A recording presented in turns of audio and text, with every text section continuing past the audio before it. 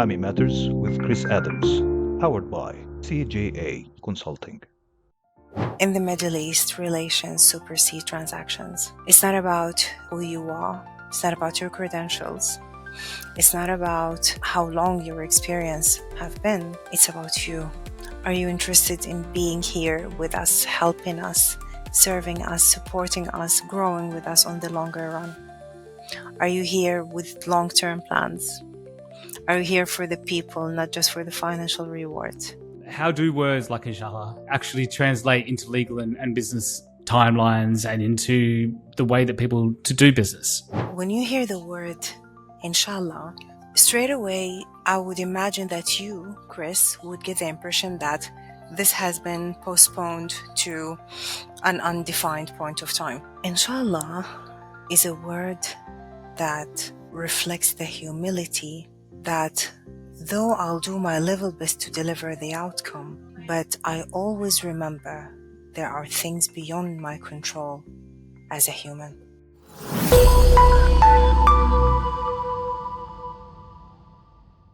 Welcome to Muhami Matters, where credibility meets clarity in legal and professional services. I'm your host, Chris Adams, founder of Muhami and CJA Consulting.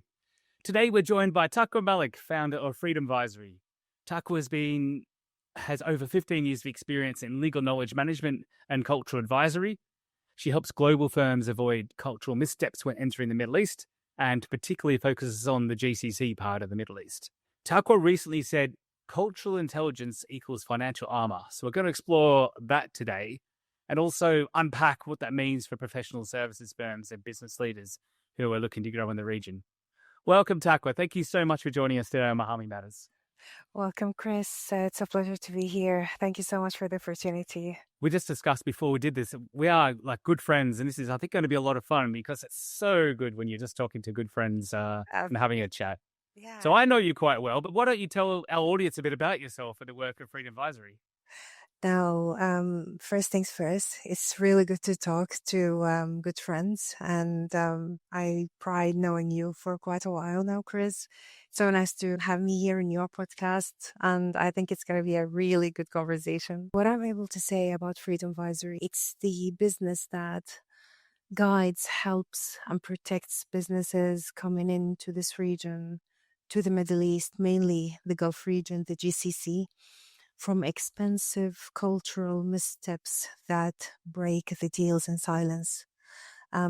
This area is very culturally rich and proud, and this just implies in on all transactions, legal services, of course, come at the forefront of it. Yeah. And it's all about making it an easy, genuine, and a relatable connection to the local audiences. So I know you're also working towards launching something called the Souk Tribe, which I'm really, really curious about because you've been dripping it on social media. What is the Souk Tribe, and can we have the Muhami Matters exclusive today? Of course. So here's the exclusive highlight. The Souk Tribe, the idea of it was originated from my very own personal experience. I've worked in international Western law firms for quite a while. I always had the pleasure of dealing and supporting clients, colleagues who wanted to have an understanding of how things would go in Arabic. And that, at the time, it was mostly contracts, legal systems, knowledge management, and everything relates to that. Mm-hmm. But what was very much observed and noticed that a lot of questions remain back in the mind in silence. A person who is not from the region wouldn't want to come across as inconsiderate or insensitive, but they had those burning questions in the back of their minds. And I had so much of tough and rough experiences that taught me that safety begins from me. It begins from within before it shines out. Mm-hmm. I must be the safe space for myself to process my thoughts, adjust how I'm going to operate, and that would reflect on anyone who's around me. So, truth to be told, Chris, there are barriers, even if they are untold. Cultural, religious, business. Some of them are a bit thicker and harder than the others, but things flow really so beautifully when people feel safe to talk. And that's what the Souk Trap is all about. It's going to be my warm little community where everyone gets to ask their questions, have that bit of understanding, in complete safety, judgment free, no commitment. It's not there for business. It's there for anyone who wants to explore and learn the best way and how to deal with everything cultural within the Middle East. And from there, the offerings start. Whoever wants support in business, of course, they're part of the community. They would have the priority. But it's just all about that. So a conversation just like this, but let's say within its own context, within the Souk tribe. I love it, Taqua. I think that is amazing. And I think a lot of us need a safe space because the Middle East is there's so many different cultures within the Middle East, and it's very hard to generalize about Arabs, for example. And especially I find I've been in the region 11, 12 years. I'm just, I know how to conduct myself. But beyond that, I'm tipping the surface as to what could be. And then, when I'm talking to people overseas, in online networking or whatever it may be, explaining how I'm trying to do business in the Middle East is quite difficult to explain from my own perspective. So I think it's something that is amazing. And I think people could probably tell from your voice how calm and pleasant and welcoming you are. So I think congratulations on this. I think it's a fantastic idea. I think it's going to be an absolute hit. Thank you so much, Christopher. It took me a lot of courage and guts to be able to do this. But the traction, the positive response has been very encouraging. And there is no going back. We're moving forward. It's going to come to life very soon. So I extend the cordial invite to you and to anyone who's there in the Muhami Matters audience to join my Souk tribe and be there from the very first cohort, let's say, the very first group who's always going to have that special place. So you guys are all welcome. I'm on the mailing list. I've signed up. I'm watching my email day in, day out, just waiting for the information to come through. So yeah. Stay tuned. We're very close, nearly there. Fantastic. I love it. Right, now to the hard stuff. What's the most expensive cultural mistake you've witnessed in the Middle East? And then what can we learn from it? If I'm going to measure this on the scale of impact, I would recall the expensive mistake of a brand that is into personal care without specifying the name. That unknowingly made a very expensive mistake of quoting few words from a sacred say by Prophet Muhammad, peace be upon him, as part of their inaugural event. And that was disastrous. The backlash was massive, and it just led to a very strong negative overflow of feedback and comments that why no one looked into this, why this has happened. And Chris, this is not the first time. Like even back in the 90s, there was a video game that quoted a verse of the Holy Quran as part of their strategy to make it inclusive to all sort of players. While this is something that is absolutely like a red line, it cannot be used as music. So these things, for someone who's not originally from this region, might not feel or sense the magnitude of the negative effect it will leave. But for someone who's here from within, it's a deal breaker. Yes. These things are absolutely non-negotiable. It's a deal breaker. And of course, it's way harder to fix rather than prevent. The cure now comes very expensive. The brand name has been affected, and it's just been an incident, like a tale to remember. That's it. And as that brand, I guess, has never fully recovered, or maybe never will. Takes time. Yeah. Takes valuable time. Yeah. Now, you've said cultural nuances are governed by law but not clearly defined. Can you explain what that means? This goes back to the mood of communication here in the Middle East. There are regions and parts of the world where the communication is very low context. Everything is so clear and direct. And mostly the Western culture is all about that. But for the Middle Eastern culture, it's on a higher context when it comes to the communication clarity and how to go straight forward, which is not the preference. It's linked to respecting the law, the context of it, to meet the unwritten expectations. You've been here for a while, Chris. You get to know by practice and daily life that there are things that are foundationally strong. There are principles, but they're not written. They're not in any guideline. They're not in any book. It's how the culture shapes the way of life. So the law is there to support businesses, individuals, the entire society to operate within a legal framework which is quite advanced, very progressive. But culture remains at the very heart of it, simply for the reason that the Islamic Sharia is the basis of the law. Even if there are provisions and laws that are not 100% fixed into that because they try to accommodate each and everyone. It's a very progressive nation, very cosmopolitan, but culture remains at the heart and center of that.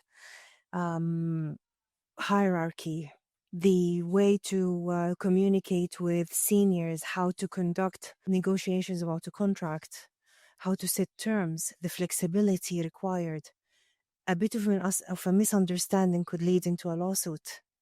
So the framework is there, but the culture is the unseen decisive factor that has to be met. Yeah, I agree. I agree with you, and there's so many nuances that you just, as a non-Arab, as someone coming in as a Westerner, basically, it's very.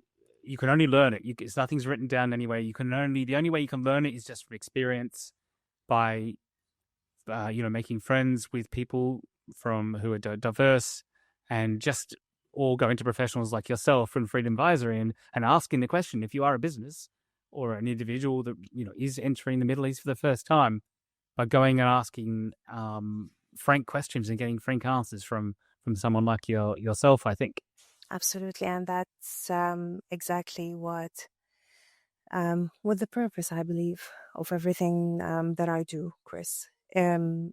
It's just giving that level of support from someone who's natively from the region.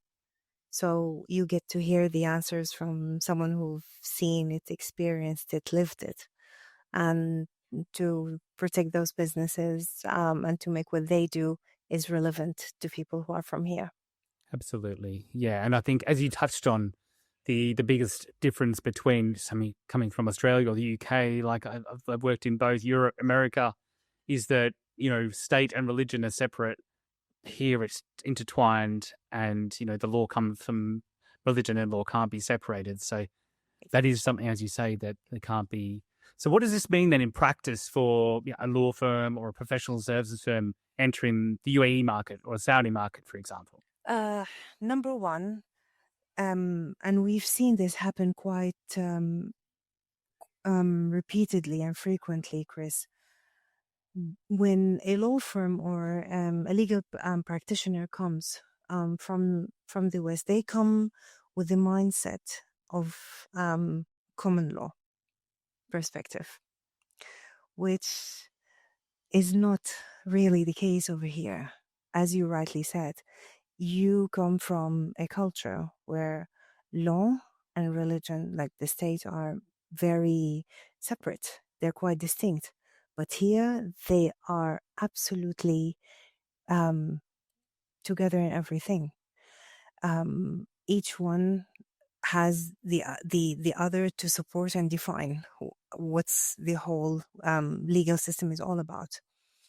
So for those legal professionals, when they come here to UAE, to Saudi, to Doha, or any other part of the Middle East, there has to be a level of adaptability and willingness to adjust to a different legal setting altogether.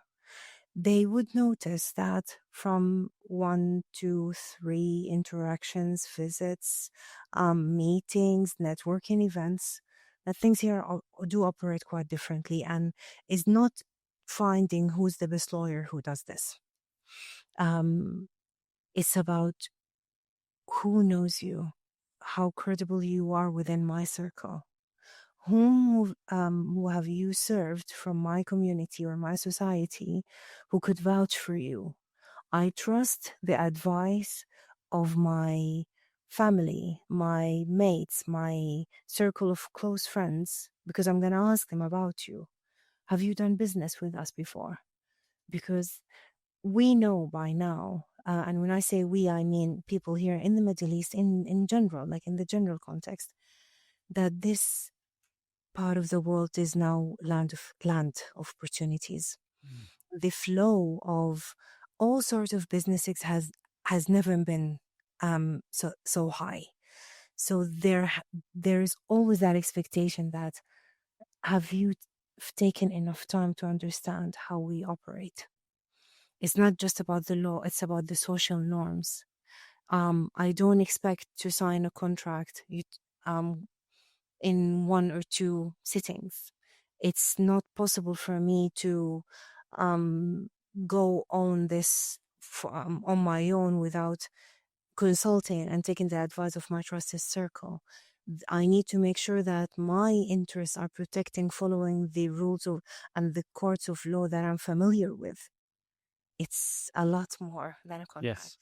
Yes. Yeah. And I think from what I've experienced, it comes down to building relationships and building trust. Yes.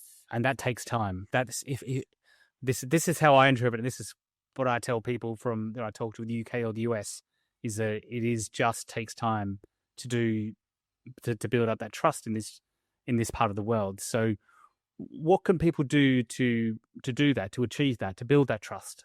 Great question. You clearly defined it so well, Chris. In the Middle East, relations supersede transactions. It's not about who you are. It's not about your credentials. It's not about how long your experience have been. It's about you. Are you interested in being here with us, helping us, serving us, supporting us, growing with us on the longer run? Are you here with long-term plans? Are you here for the people, not just for the financial reward? And can we trust you with our big legal challenges? Can we get you into our inner circles? Can we refer you to our friends? And this rapport is established by being present within the right circles, gatherings, networks, again and again and again. That on its own is going to open up so much doors.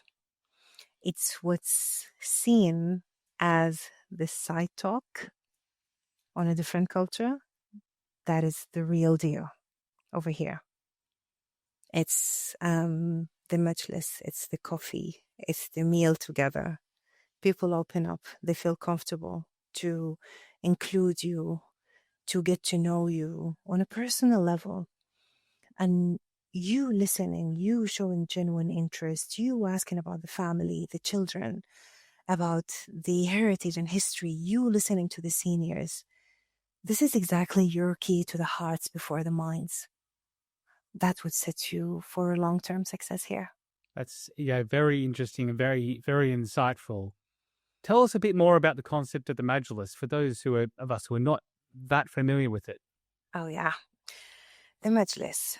Now, the Majlis is an Arabic expression that translates into that social gathering where people get to sit with their senior members of family, with decision makers, with heads of businesses on a very relaxed sitting.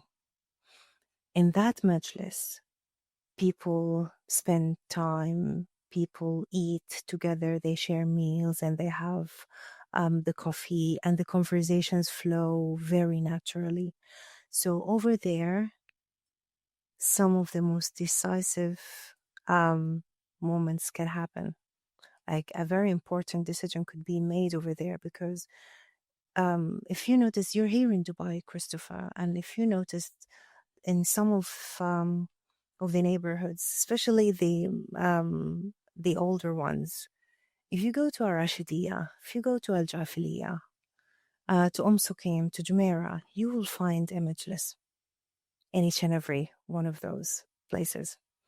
In this majlis, the people who actually originate from these parts of the city, if I'm talking about Dubai only, will be gathering, let's say, after the prayer once a week.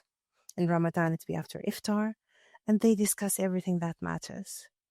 So for someone who's not from the region to have the invite to join a majlis, that's the winning ticket. You made it. You are into the circle that makes business decisions, because over there they discuss everything that relates to their people, to their businesses, to their children, to challenges they have, and good recommended people get referenced and mentioned. So you made it if you are been invited to the majlis. Well, I hope I get invited to a few more majlises soon then. But what's quite interesting from what you said, I think, is on the one hand, when you started explaining, you're saying it's a very open place. It's a very welcoming place. On the other hand, it is a place of privilege. You have to be quite privileged to be invited on there. So it almost feels like a bit of a contradiction. I see what you mean. See, Chris, the fact that this part of the world is very welcoming, very hospitable, this is something that runs through the DNA. We're very hospitable by structure. This is how we're built in. Very, very hospitable. But what I'm referring to and what I'm talking about here is that level of high credibility and trust that is built only when the cultural understanding happens for this strong cultural foundation that runs the place. Let's take it into legal context. Socially, and I'm not going to limit it to Dubai only, let's talk about the entire United Arab Emirates. People from all parts of the world, they come with their own understandings and perspectives and ways of doing life. Everyone is free to do whatever they want to do as long as they are within the boundaries of law. But when we talk business, and when there is something that relates to a legal action to be taken, this is something that the culture here would come and take the predominance of the scene. I'll give you a live example. Something that happened a few weeks ago. There was a meeting, and it was very positive. People were enjoying the talk. There were several nationalities, including some people here from the GCC, and everything seemed so progressive, so promising, and I was part of that, so I was really happy with the vibe. Everything was really good. It was closer to the sunset prayer, the Maghrib prayer. One gentleman from the attendees, he said, I hear this song few times a day. What is it about? The faces of the GCC people changed a bit because the calling for prayer is not a song, but it clearly indicates that he didn't really pay enough attention to learn what this is. This is the calling of prayer, which is the sacred time. Yes.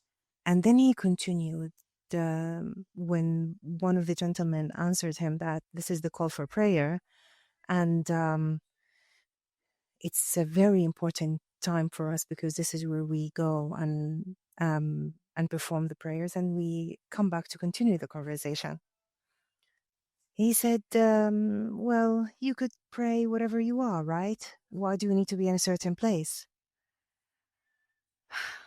And that was, Chris, like an early sign that things might really fall apart. Because one of the important gentlemen in this meeting didn't have enough understanding of the importance of prayer times. Legally speaking, if it was someone who would take it like to an escalated level, he would have accused him that this is a disrespect to the religious foundation of the prayer. It's part of the country. It's very important. It's a principle. So you not respecting that shows that you are a person that I'm not so comfortable to deal with because you don't know the basics of the place where I come from. And you'll come here to do business with me. If I'm like imagining the conversation would go this way. So it's those soft things, Chris, these things that could fall through the cracks. They could make or break how people would conduct business successfully. And sadly, there have been lawsuits because of this. So I think it's quite important for people in general and legal professionals in specific to pay that bit of attention. Yes, I mean, and it is not that difficult to get that understanding. You know what I mean? I mean, it takes some rudimentary research to understand the culture and what that sound is, and that it's important above all else. So, but it is, I guess it just shows that people do need to do their homework, their research, and to talk to people like you who can help them. But I mean, they could talk to anybody. Anybody would say to them, "No, you need to respect this." So yeah, understood. It's a lesson learned for I think a lot of people, and we might think it's a little bit rudimentary, but if you're new to the region, then you might not understand that, I suppose. So one word we hear a lot is inshallah, and I can't even say it properly. It's just like I can't say Muhami properly, but you know. But we try. We try. Yeah. But these, how do words like inshallah actually translate into legal and business timelines and into the way that people to do business? That's a very insightful question. It's a big question, I know. It's a big one. I'll try to break down the answer to go into the simplest form, digestible. So when you hear the word inshallah, straight away, I would imagine that you, Chris, would get the impression that this has been postponed to an undefined point of time. Not necessarily, but that could be one meaning. Definitely. Could be one of the interpretations to this. Yes. Inshallah is a word that reflects the humility that though I'll do my level best to deliver the outcome, but I always remember there are things beyond my control as a human. There's always the willing of God, which is Allah, from the word inshallah, if God wills. In the language of contract, It says, I intend to deliver, I intend to fulfill with good faith. But there are factors beyond my control that could intervene. So the ideal response, again within a legal context, from a lawyer who would be drafting a contract, because it has to be defined, quite defined, we're talking terms and conditions here, is for them to ask what would help us ensure that that would happen on time. So coming from a purpose of clarification, not dismissal, that's how the right interpretation of the term inshallah would be. Yes, and that's the way I understand it after, some time in the region. And that's, yes, the way I think it I think a lot of people interpret it that way. But there are, I guess, subtleties that we can't always, as Arabic speakers or non-natives, is sometimes very hard to pick up on the nuances. Are there different nuances, or is it, exactly what you said? And by the way, what you just said was the best explanation I've ever heard in my whole life. Thank you. There are, of course, different ways to use this. Some of them are right and some of them are wrong. I'm not here to deny that there are people who are using it to, as we said, postpone things until an undefined moment of time for things may happen, or a way to escape a commitment. But this is not the way that this should be used. It always should be put within the right context. And one of the reasons, Chris, and let me take you back again to the intention of running the community of the Souk tribe, is to correct and clarify some of the misunderstanding that happened to some of the religious related terms or expressions, because I understand it's not easy to ask about these things.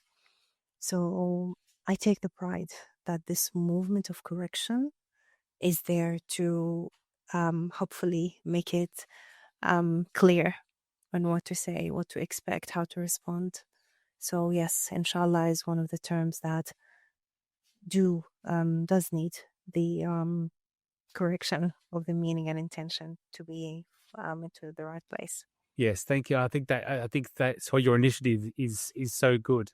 And I think of it almost as like a silent mistake, because I think a lot of us have the best intentions and don't want to offend anybody, or don't want to, do something culturally inappropriate, but just don't know that something's gone wrong. So I think of it as a silent mistake.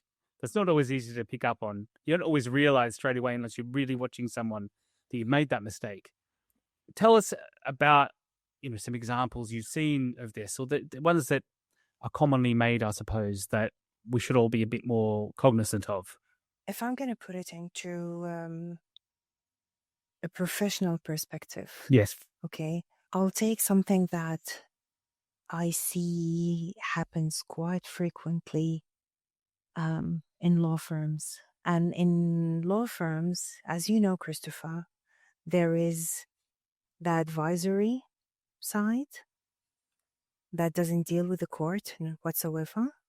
And there is the contentious, litigious, disputes related side that deals with the court and everything that goes into that. The team here that deals with the court is very different than the team who does the advisory work. Yes. When a legal professional structures and starts drafting the advice, they make sure that it's quite inclusive, comprehensive. It leaves nothing to chances, or nothing to go unrevised or unlooked into. So that takes time. While the team that handles everything in court, they lack this luxury of time. So a sort of conflict that happens is when a matter moves from the advisory side of the business to go and enter the litigious side, and now it's a dispute that needs to go to court. In court, here in United Arab Emirates, only the Emirati lawyers are the ones who have the right and the privilege to appear before the judge and explain the case. Yes. And the language of that is Arabic. While the entire thing, the entire matter, the whole advice, even the client themselves might not speak Arabic. In this moment, a lot of things could go wrong. Because number one, a barrister in the language of common law, or a lawyer who would appear before the court here, he needs or she needs to understand the nature of the dispute in few short sentences for her to make her pleading or him to make the pleading. There is no enough time to go through long advices that were sent initially to the client when they were at the advisory stage. The terminology here could make or break the case, because it's not just to translate. It's to understand what's really going on. One word in English could have an entire sentence to capture its essence in Arabic, and vice versa. And in court, things really need to happen pretty quickly. We have a judge who has like dozens of cases all to be seen in one day, in few hours.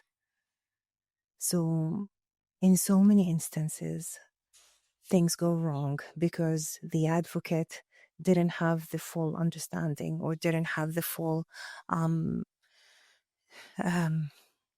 issue reflected to him in a way that he could simply explain to the judge and then tell the request of the client. The language sometimes might not reflect that correctly, and problems start erupting. Those issues within the team start to happen.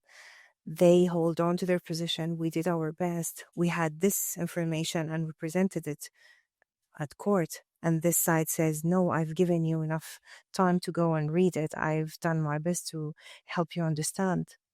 The communication breaks. So these are silent breakers of communication, of teamwork, and eventually and sadly of trust, because both parties feel they don't understand each other. And you've been with me those years, Chris, when we used to work together. It's an entire skill set that is required to deal with everything at court. Yes, absolutely. It doesn't even require proficiency in English language. Everything there is in Arabic. So that side has now an added job of clarifying and simplifying matters to this side so they could present it the right way at court. So how do we avoid this conflict or this difficulty in getting into this position? The earlier the preparation begins, the better. The team at court would need to have a good understanding of the nature of the dispute, get the essence of it, not for any reason that they cannot operate in English. Absolutely, they're capable, but they don't need to. Everything in court is in Arabic, so they need to master their job in the native language. Okay. So I believe it's a very important step for the advisory team to establish the common grounds, to build the relationship, to ease the understanding. And it helps if few words in Arabic could be exchanged, just to ensure that the client is served well. No internal conflicts are going to happen, and everyone is happy operating on both ends of the equation. It all goes down to understand the culture, the communication, the speed and the lack of time and the limitations, and just frame this in a way that would serve the client to their best interest. Yes, you've given the example there of a law firm and a court and a dispute. I guess it probably, I think it applies across business, no matter what kind of business you're in. Inevitably, if you're working in the Middle East, you're going to be working with a diverse team. And every member of that team has to play their part, whether you're the leader of the team, no matter which cultural background you have. You need to understand you're going to be working with those from a number of different cultures that have a number of different approaches, and that people need to understand each other and be able to work together, and appreciate working styles. So that is very important. One sort of silent mistake that I've seen made is talking about business before you build that relationship, or jumping into pricing before you build that relationship. Yeah. And I think that's, for me, is one I've seen as observed as being a big one, a big mistake. And conversations can be over very quickly. Yeah. They could end up very quickly because this is not the way of doing business. In business, Chris, and this is something I witnessed myself in. It was in a professional gathering for a business delegation that is coming from one of the Western countries, and they received a very warm welcome. So the gentleman who was in chief of that delegation, he was given his speech right before everyone is allowed to go and mingle and build a network. And he said, "Okay, guys, we're here in Dubai. Everyone made it safely and successfully. Go get these contracts signed before we take our flights back." I bet there was stunned silence. From my end, yes. But it just made me quickly realize, no, this is not a good advice to be given out. And that's literally what happened. No contract was signed by end of the day, at least until the time I left the room, because people were just starting to get who they are, what are their products, what are their services, learning about them. That initial stage of the interaction. So it's a bit different. It's very personal, very human, very relational. Absolutely. At least I would say one good thing for that group of people, they did come and try to do the business face to face. Because one thing from my experience I've seen is that business is much preferable to do business face to face here than over Zoom, over Teams, over phone calls. People do want to see you. They do. And I think the more traditional that a culture is. So, for example, in Dubai, I think it's such a melting point of cultures and business cultures that there are different nuances. But definitely Saudi Arabia, if I'm dealing with anyone in Saudi Arabia, I could have a lovely conversation with them. I can talk for 10 minutes with them and get to know each other. If the conversation comes up of, "Oh, so Chris, when are you coming to visit us?" or "Have you been to Riyadh? Have you been to Jeddah?" If they say no, they're very polite, but that conversation's over quite quickly. Yeah. Because I find in this region, people really want to see you. They want to do that face-to-face business. They want you to understand where they're coming from. And they obviously want to understand where you come from. Exactly. And as we just touched upon the opportunity in the Saudi market, it's now brimming with so many opportunities that just waiting to be grabbed, but not from someone who's just coming to sign the contract and go. You need to be there in person. People get to know you, be a familiar face. And it's really going to happen this way. Most likely, you will find opportunities finding you. The opportunity will be hunting you down, not the other way around. Because now we know who you are. Now we know what you offer. And you prove that you're here for the longer run. So you're very welcome, and we would love to have your help. Yeah. It takes presence. It takes presence, Chris. And I guess I'm just thinking, our last episode, we spoke to Joseph Maguire, who has a specialty in non-verbal communication, and particularly he's very good at reading faces. He can look at a face and tell you if you can trust someone or not trust someone quite often. He sits in interviews and watches and doesn't say anything and only interrupts when absolutely necessary. And when there is a language barrier, I think in the Middle East, as if you don't speak Arabic or the native Arab doesn't speak English very well, would you say it's very, very important then to be able to read body language and understand other indications of the signs? Absolutely. It's the language behind the language, Chris. Bearing in mind, and I'm saying this as a native Arabic speaker, I don't expect you coming from outside the Middle East to know Arabic. I don't expect that. And I don't demand that because it's you coming as you are. What I would expect is at the basic respect and understanding of how would I operate within my origin and home and place of convenience when doing business. What I wouldn't accept is to have an outsider to come and impose their way while they're at my home. Mm-hmm. These things are not said verbally, not communicated clearly, but they show very much in the body language. I mean, yes, we talk about Dubai being a melting point, but I always say Middle East is so large, big, varied, very.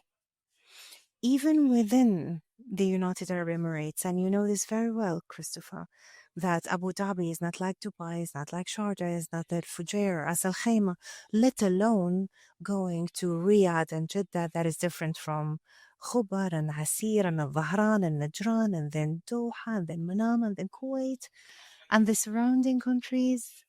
It's very different. So you don't have to know Arabic, but that respect and willingness to learn about me, because I am very much would be welcoming you with open hearts and arms, then I think this would set the tone for a successful collaboration to happen on the longer term. I think you've alluded to this point probably elsewhere in our discussion today, but you've also said in one of your posts that reputation is business currency. How should a professional services company build that credibility before they open a Middle East office? Number one, I strongly advise to have a sort of an exploratory trip at the beginning, before the setup. It's important to come meet people in person, have a feel of the vibe, how the market looks like, what lacks.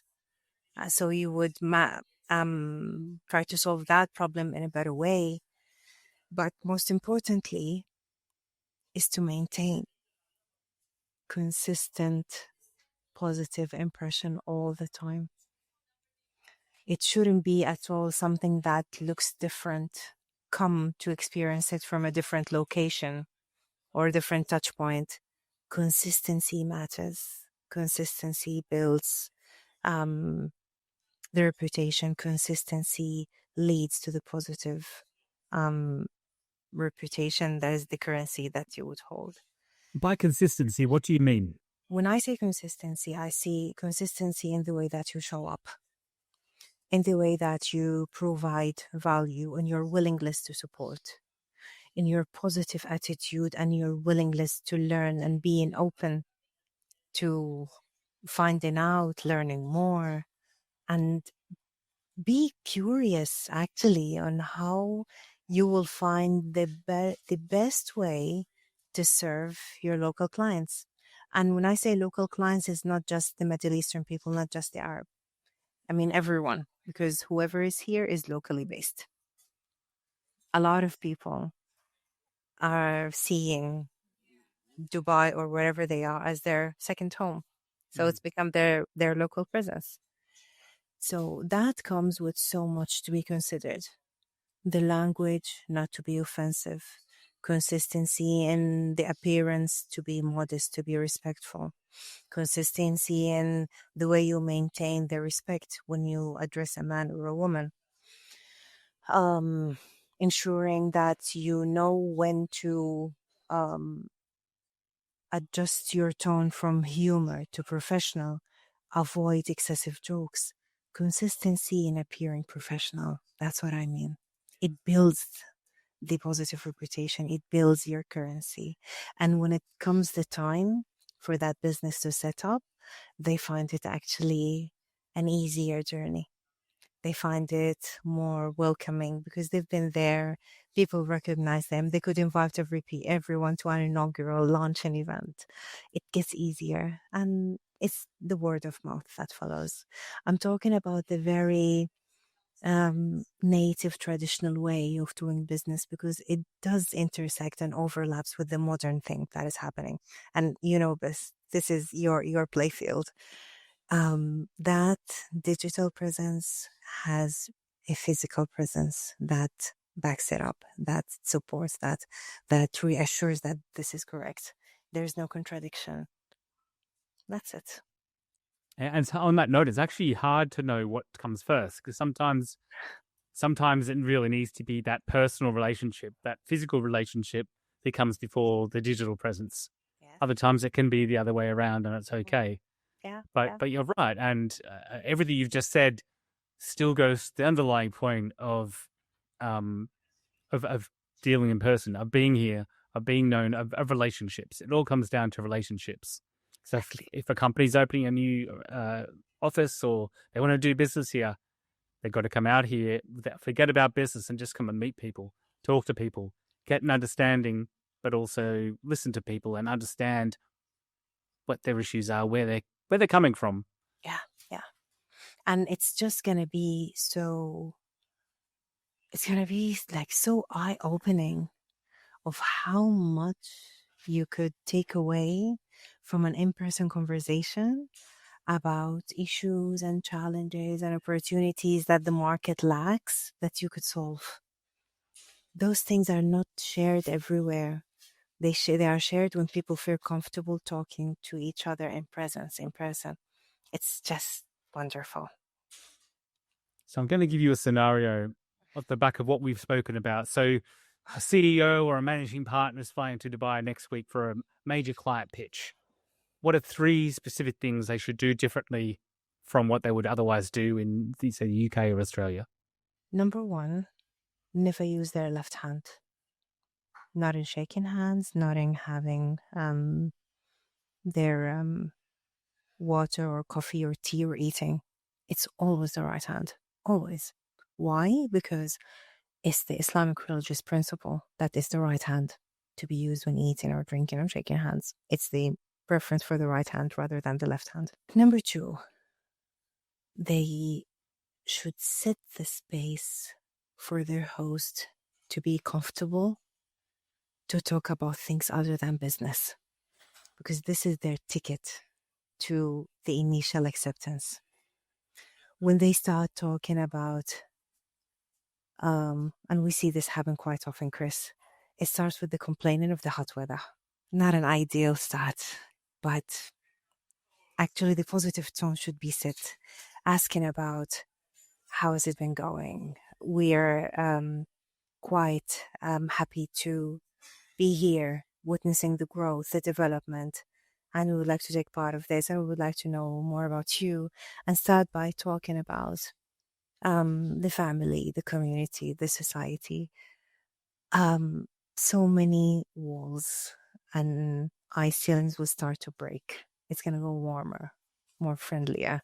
So that CEO really needs to allow for this to happen, set the space and the tone for it, not feel weird that why we're talking about this. It's not that. So that's the second thing. Third thing, if someone who's mainly junior or let's say young in age and they're talking about their business quite in excitement and they're happy to do business with the company that is visiting, the CEO should pay close attention of what the senior person who might be sitting at the table would say, or his body language. Because yes, the junior person is there to run the show, to do the meeting. His English might be very good, so he could communicate. But the say and the final decision is for the senior, who might not necessarily be able to understand each and every word, not necessarily, but they have that authority. So at any cost, that CEO should never ignore a senior person if he's there in the table. He should pay them the respect, give them the eye contact, give them the appreciation for their presence. And after that, things will go positively because he felt that he's appreciated. Seniors are appreciated. They still hold that power and influence to make or not to approve a decision. So a CEO must really pay attention to this. And last but not least, not to look at their watch, not to look at their. It's not it. Yes, people respect time, but when they're comfortable, when they're welcoming, they get you now into their hearts. They want to know you more, and that's something shouldn't be at all limited by time. It gives them the impression that you're rejecting our invite to welcome you. So at all not to be done. I mean, even in Western culture, looking at your watch during a meeting is quite rude, but far more acceptable than it is, I think, when you're dealing with those in the Middle East. Exactly. Yeah. So one thing you've implied there is about deference. So that's definitely something I've noticed when doing business here, is the deference to the senior people. And men will be addressed as Mr. Muhammad, Mr. Ali, Mr. whatever it may be, and women vice versa. And that is even by people who are probably on the same level socially, for example. That's something I found to be quite different from what we do in Western societies, where we call each other by our first names generally, unless, it's a very senior, very, very senior person. So tell us a bit more about that and the difference approach. You captured it really well, Chris, because unless your host gives you or invites you to address them with the first name, then of course you want to maintain the professionalism and give the appropriate title, Mr. or Mrs., even for whoever's there, whether senior or junior. That's never at all something that would just allow you to address them with the first name without them allowing it. For men, of course, it's a bit easier because it's Mr. For ladies, it's Miss or Mrs. I think it's the safest way if we use the word at the very beginning. You may start with Miss, and then they can progress into Mrs. if they know that, for example, she's married or she's a mother. But out of respect, a title should always be there in place. Yeah. Yeah, it's definitely been noticeable, that difference in every company that I've worked in, where you're dealing, there's a real difference basically between when you're dealing with people from the Middle East or people from elsewhere, because that difference won't be there amongst us to each other. But we have to assimilate and address people who are, from those cultures as Mr. or Miss or Mrs. and show that difference. So I think that is something that there's a tell that if you don't do that, people straight away know that you don't have that full cultural understanding. So many firms have been here for a while. How can they audit their approach and try to work out where their cultural blind spots might be? Law firms now have a real challenge of keeping up with the speedy shift and change of the legal framework. We see this happening very clearly in UAE, in Saudi, in Doha. Why? Because so much progression is happening, and a lot of laws need to be updated to be up to speed of what's currently happening in the market. So I think it's a winning strategy if law firms would communicate the idea, add value, share the knowledge to their audiences about the legal updates that's happening in a very simple language, in a language that someone who's out of the industry would easily understand, because people really value businesses that give value very much. And that's number one. Number two, being a part of the conversation. So not just wait for people to come. No, actually go out, talk to people on their platforms or socially, and allow for the conversation to start to be like a two-way conversation.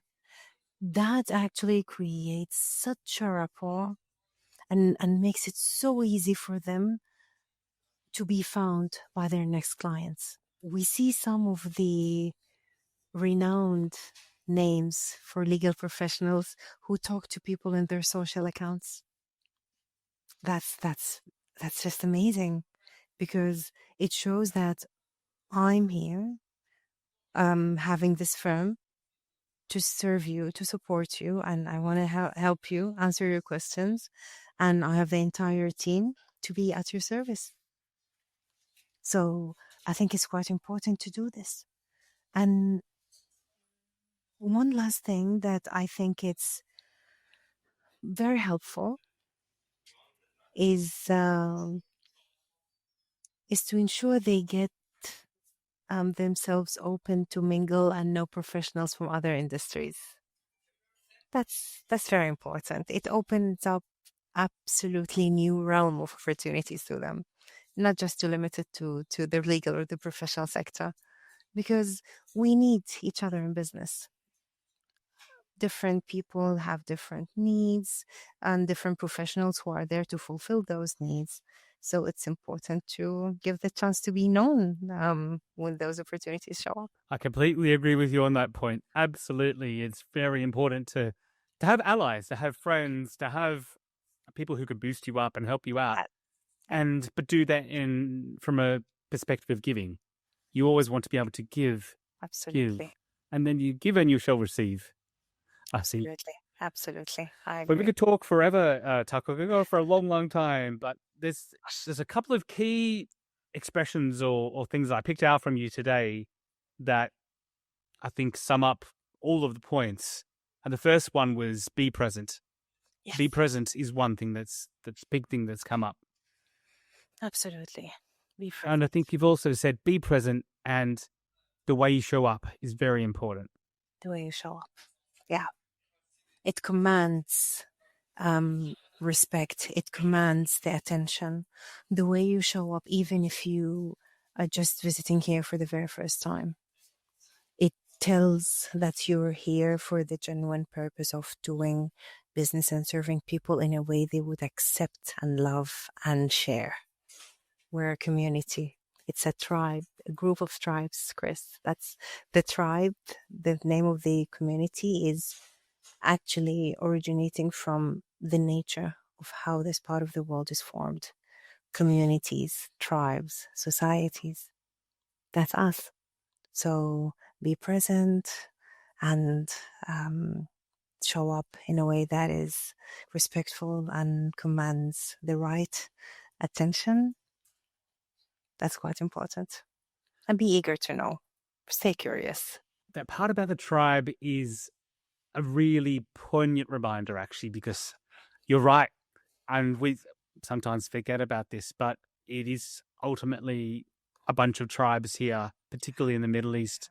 Yeah. And the culture has stemmed from that. And you're right. So the deference, the being present, the way showing up, the openness, and the community. Whether that's, I mean, if we think about one thing that has amazed me about the Middle East, can I say, I talked about religion, but the being a Muslim, Sharia law, it's all about community. It's all about supporting each other, whether you're rich or poor, or no matter where you come from. Yeah. And that is one thing that I think needs to be respected, understood, but most of all appreciated, is that it is a massive community, and that's where it all stems from. And Exactly. I think for me, that would be one thing that I would say from my learnings and my understanding is just remember that we're all a community. We're all here supporting each other. Yeah. Well said, Chris. Well said. Well, I'm very much looking forward to the Souk tribe because I think that it's going to bring out the values that we've just discussed and everything you've said today. Thank you for allowing me to be a bit vulnerable and ask some very what might be obvious questions to some people, but not obvious to all of us. So appreciate that from you, Taqua. Thank you very much. Miss Taqua. Miss Taqua. Now I allow you, and I'm very okay to be called by my first name, so we go as Taqua. Likewise. Thank you so much. It's been a pleasure to talk to you, Chris, and thanks so much for the time. That was an interesting conversation. Appreciate it. So if anybody wants to find out a bit more about yourself, the Souk tribe, Freedomvisory, what's the best way? I'm there on LinkedIn, my favorite social platform. I think it's time to be available on the others. It's in the works, but I'm there on LinkedIn by the same name, Taqua Malik. It's me, everything I do, the website, and everything is there. And if anyone's like this conversation today, Taqua's 40 days, I think it's 40 days of cultural tips are very, very insightful and a good reminder of everything that's been discussed today. Thank you so much. Glad you enjoyed those. Thank you. Thank you. So for our audience, that's it for today's episode of Muhami Matters. A massive thank you again to Ms. Taqua Malik for joining us, sharing her sharp insights on both the legal and cultural frameworks that shape business success in the GCC and across the Middle East. As we discussed, if you'd like to learn more, connect with Taqua on LinkedIn, explore her upcoming Souk tribe community. You can sign up from the links that's in her post there. And she's also available from Freedomvisory if you have a look for their website as well. If you enjoyed today's conversation, do subscribe, share it with your network, support our community. For more insights and supports, visit muhami.ae or connect with me at CJA Consulting. I'm Chris Adams. Until next time, stay informed and stay empowered. Thank you for joining us on Muhami Matters. If you found today's episode valuable, subscribe and connect with me to stay updated. Join me again soon as we continue to bring you credible insights, practical strategies, and trusted advice to empower your professional journey. I'm Chris Adams. Until next time, stay informed and stay empowered.